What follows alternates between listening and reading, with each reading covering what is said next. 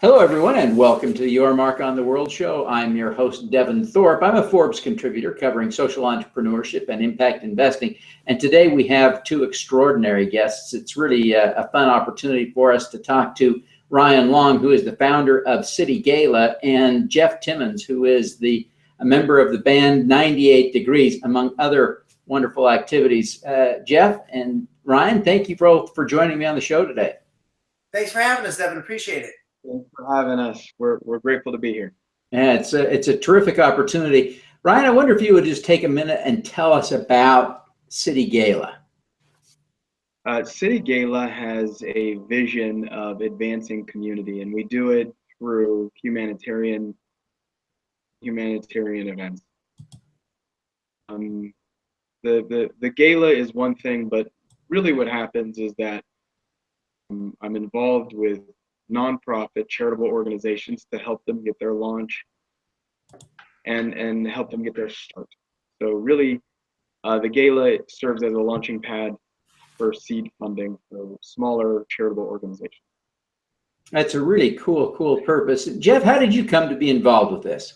You know, I've known Ryan for many years. We worked together in the past. I mean, Ryan was a promoter that was kind enough to give me a couple of opportunities when I was doing my solo stuff in the beginning many years ago. And we just hit it off since then. I mean, of course, his vision, like we were talking about before we were broadcasting, his vision has come into fruition like exponentially. I mean, he talked about doing great things for a number of charitable organizations, and that's kind of, it's not the run-of-the-mill thing that you hear when you're dealing with traditional promoters. And so obviously I gravitated towards him, and he was kind enough to give me this opportunity to be a part of giving back. And again, I'm honored to be a part of it, and hopefully he'll have me in subsequent years to come. And you know, I can be a part of seeing guys like Jett Travolta and idols of mine like Russell Simmons and Quincy Jones, and, you know, get to see gorgeous actresses like Halle Berry and Charlize Theron, and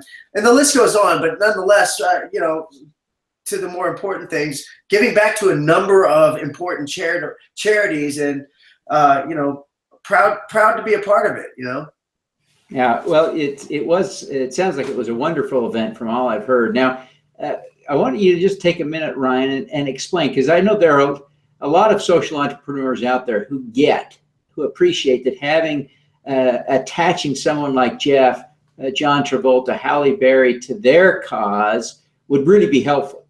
How have you been able to build this network of people that you can engage, my heavens, the likes of Jett Travolta and Halle Berry and Jeff Timmons? Well, I think that it's been an organic evolution. Once I changed the way that I thought from the inside out, you know, I read some personal development books. Really was kind of the beginning of the desire to do more and make more of myself from the inside out. And as I started to kind of develop wiring of my own way of thinking, I started to align with you know, bigger dreams and bigger goals, and so the activities got bigger, and of course it's like one of the authors, Jack Canfield, says, dreams attract big people. And like Jeff was saying earlier, he and I have been, you know, we've kind of, we've had this evolution of our own career for getting close to a decade, Jeff. I think it's getting close to a decade. And sincerely, it's fulfilling work, and that's what Jeff means. You know, it's fulfilling work to see it through to its end. These organizations that are startup, non-for-profit organizations, and get them, you know, some seed funding, and watch them, because it's all heart. It's all about the passion and the heart of the organizations that want to do something good in the world. Yeah. So then it becomes very easy to ask, you know, celebrities or these heroic people, because they have been saying this. Quincy Jones has been saying this for decades. It's a natural alignment. I'm just grateful that they're willing to come back. Yeah, that's terrific. Now, Jeff, you have been engaged in this effort for a while now with Ryan. Why is this important to you personally? I sort of get that charitable things are good to do, but why did you feel personally responsible to engage?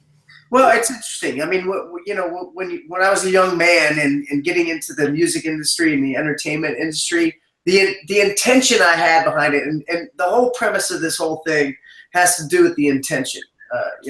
Gary Zukav has a book called Seed of the Soul, and it's based on intention. So Ryan's talking about the evolution of himself and how this has turned into being something incredible and amazing, and it's based in intention. So when you intend, and your true intention is to do good things, then you start to attract all this stuff. And I know it sounds cosmic, or it sounds sort of kitschy or corny or whatever, but it's the truth. And most people that know that when they put out good vibes, good energy, good intentions, then good things, that law of attraction kind of thing.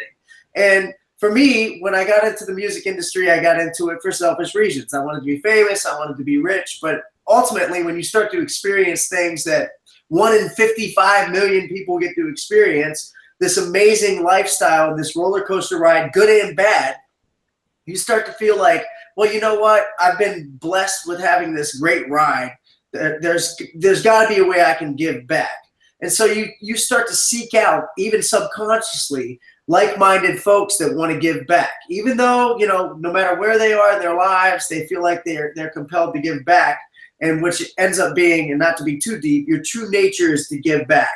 And that's what Ryan's doing with this. And, it's a great event. Now it's become a 2-day event, the summit and the gala, and people are going there and they're seeking sort of an avenue on how to give back while becoming successful, or continuing to be successful in their own respects. And I'm in awe when I watch it. Originally I was there, okay, I'm going to host this thing, it's going to be great. But then when you get there, you become immersed in success and giving back. So it's a very rewarding experience. So it's something that I'm now looking forward to next year, and again, subsequent years, and hopefully I can help grow it now. It's something I'm very interested in being a part of, not just as a host and a figurehead or one of the faces of this event, but hopefully making it have even more of an impact than it already does, which is already fantastic. Yeah. Now, Ryan, tell us just a little bit about the two nonprofit businesses or organizations that you were kind of promoting as the two kickoff charities for the event. This year, we helped to launch International Arts and Philanthropy Foundation. International Arts and Philanthropy Foundation is founded by Dale Godboldo. And Dale, quite simply put, if I could just say it simply, he's just a very good-natured human being that has vast experience in being an entrepreneur and also the entertainment industry. And because he's such a quality individual, what he wanted to do was background on Dale. He was a member of the Mickey Mouse Club. Oh, cool. In the era of Britney Spears and Ryan Gosling, and if he was in that Mickey Mouse Club era. And so he had mentors. He had people teaching him how to and proper etiquette and the nature of giving. And they toured the world with the Mickey Mouse Club, performing and shows and giving back to soldiers overseas, bringing them really, really fantastic feeling by virtue of being entertainers. And so And so he experienced that from a young age. And then from there, his entertainment career as an actor and singer. Now he's done a lot of things, movies, films, and TV, and on and on and on. But the intention was, looking back at his childhood, he said, well, what made the biggest difference? What was all these mentors? And so he created youth mentorship programs, youth and arts programs, youth educational platforms. And it's just a beautiful organization. Why wouldn't we want to help someone that wants to help kids like that? Oh, that's great. Was Breed Life. And Breed Life is founded by Chris Breed. Imagine this. You are going to, someone heroically says, here's my kidney. You have a new life. And it really changed Chris's entire life. Chris is a restaurateur and a nightclub owner and a guy that, you know, he was more about the flash and, you know, the Hollywood circles and stuff like that. And this happened. You know, he was about to die, and someone gave him a kidney, and he wanted to pay that forward. And so he created a health and wellness platform that assists people in heart, liver, any organ transplants, that activity, because he wants to pay it forward. Someone saved his life, other people's lives. No, that's great. That's really, really inspiring. Jeff, I want to just ask you to share with us a little bit, if you would, kind of the highlights of your experience with 98 Degrees. There's probably more than you can cover, but you've had some tremendous success. I wonder if you would just share for just a minute what it's like to sort of be at the zenith of your career. And I realize that the zenith to date is not the zenith of your life, but give us a little sense of what it's like to kind of hit the top of that arc for a minute. I know what you're saying, and some of it's indescribable. I mean, I've had, you know, look, and as you get older and as you reinvent yourself and do different things, other things become the pinnacle or the zenith, so to speak. But I think, highlights that seem almost unimaginable is, are, performing a song with Stevie Wonder for, a Disney soundtrack, which, you never dream of. I idolize Stevie Wonder. Or performing for Michael Jackson on his, 35th anniversary special on VH1. It's nationally and internationally broadcast, and they still broadcast it today. Or performing a song with Mariah Carey, who I remember being in high school and leaving a girlfriend's house and listening to Mariah Carey's Vision of Love on the radio and going, oh my gosh, this is amazing, and, attributing it and connecting it to that experience, and then performing with her. And not only that, Joe, who's an amazing R&B singer, and that song going #1. Or, traveling all over the world and seeing people that don't even speak English, sing your songs and have a feeling and excitement for what you're doing. I mean, again, like you kind of said, there are too many things to really mention and describe. And the feeling that I got from that, you actually feel like you're on top of the world. And it's an amazing feeling. It's great. Obviously, you kind of put it in perspective and hopefully not all people know that it's not going to last forever, but it's an amazing kind of thing that you kind of grasp onto, and you never know if it's going to happen again. But fortunately, I've been blessed enough to have cool things happen again and again to me. And I don't take it for granted. Yeah. Well, that's cool. It's exciting. And I appreciate you sharing that insight, because so many of us won't ever have the opportunity to be there. And so it's nice to kind of feel from you what that experience is like. Now, Ryan, I just want to ask you, you become a role model and an inspiration to a lot of people. But who do you look up to among all these amazing people you work with? Who is your role model? Well, I like to say that I like working with my heroes, people that have inspired me along the way. are the humanitarians that stood for something. I think humanitarian work itself is itself, or sorry, it lends me a whole bunch of people to look up to. That if I had to really pin it down, it would be the authors of the books and the people that make the inspirational videos. You know, like Napoleon Hill. That is absolutely, you know, the very first book that I read, Napoleon Hill wrote. And then the other authors that, you know, write down these amazing success principles that have a lot more to do with your spiritual self and the development of the inside out than it does like actual advice, or, you know, how to win, you know, how to win big financially. A lot of the books that I gravitate towards are Bob Proctor, Jack Canfield, Tony Robbins, Napoleon Hill, Deepak Chopra. I mean, I can go on and on about these guys. Wayne Dyer. Oh my goodness. I would fall asleep every night listening to Dr. Dyer's. That's not to say that I was bored, just that I would listen to him at night.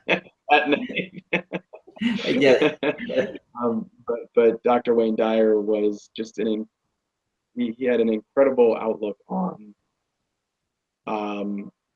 attracting the type of success and abundance that you want in your life.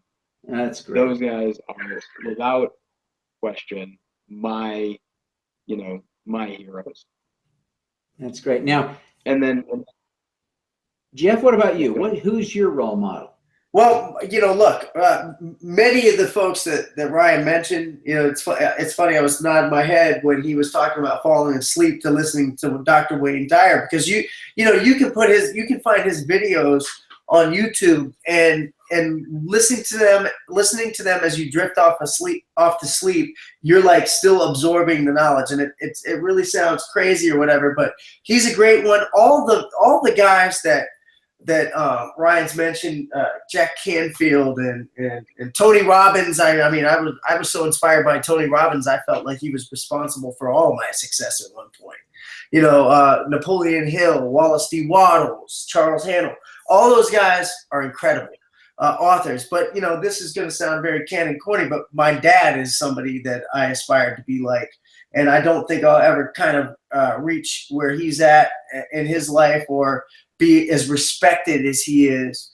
But growing up, my dad was a guy that was he's a veteran. He never had a college education, but he was always a very, very successful businessman. But more importantly, he was a very successful person. I never came across anybody that didn't like my dad. You know, and you know, that's what I aspired to be like all my life. He had a very good work ethic. He was a good father. He was a good businessman. He always one-upped himself in his career. And if I could be like 1/10 of what he was in his life, I'll be very happy. And, you know, look, I have that to look at and strive for. And again, you know, you were kind enough to say I've had some success, but in my mind, that success is in the past. It's a blessing to have had it, but what's next? I mean, how can I do better? How can I be a better person? How can I be more successful? How can I help other people? So, you know, that's a long answer, but, you know, that's sort of where I sit in my mind on a daily basis. Sure, I appreciate that. Great response. Now, Ryan, what is your superpower? Well, I don't know that I have a superpower, but I would say this, that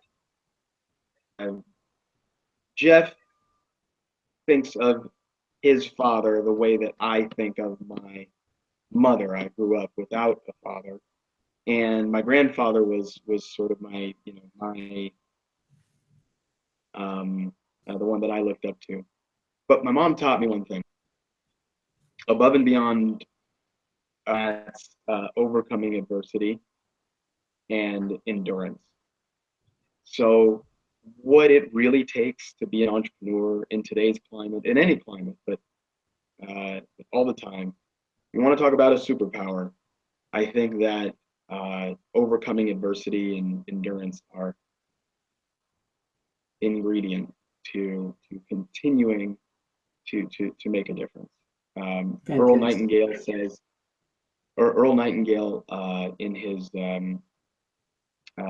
video on The Strangest Secret says this.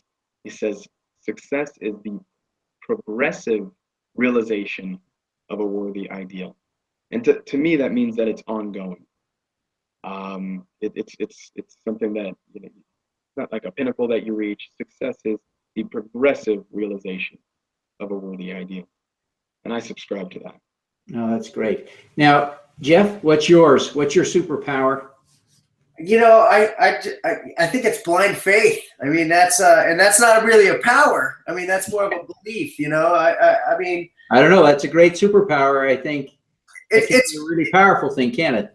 Well, I think it's making yourself aware that you can trust in what God, the universe, whatever you believe in, has a certain direction for you to go in. You have your free choice, your free will, your subconscious behavior that propels you to do the things you do. But it's accepting it's having that blind faith and trusting that things are going to be all right, and leading in that direction, or getting that gut instinct or that intuition or whatever you want to call it, that leads you in a certain place that you might not consciously think of on your own. I've always kind of gone in that direction. The second I didn't go in that direction is the second I've had any hardships, or the seconds, many seconds I had hardships in my life. So I think my superpower is kind of just going with my gut and kind of going with the flow and going in the direction that's sort of maktub, it's written for me in a way. So. Well, fantastic. Well, listen, gentlemen, I thank both of you for taking the time to be with me today. This is great. We really appreciate your insights. Ryan, why don't you just take a minute and tell us how people can learn more about City Gala and can connect with you personally? Oh, thank you. It would be citygala.org is our website. And personally, if you'd like, you can go to ryan@citygala.org. Fantastic. Jeff, what about you? How do people connect with you and learn more about 98 Degrees? My heavens. Well, I mean, yeah, you can just Google 98 Degrees, you'll find out what we're doing. But, you know, look, of course, we're here to talk about the City Gala. Just you can reach me through any of the social media outlets that City Gala has. But, of course, I'm pretty in touch with my fans and always on the go, as you probably can imagine. And just hit me up with my name, Jeff Timmons. I'm on all the social media. I might not get back as soon as everybody would like, but I try to get back to everybody I can. So reach me there. Fantastic. Well, thank you, gentlemen. Really appreciate you taking the time today, and want to wish you every success in continuing to build City Gala into the powerful tool that it is for helping nonprofits. Thanks so much, Devin. Appreciate you guys. Thank you. All righty. Thank you, Jim. Let's do so. Thanks, Ryan.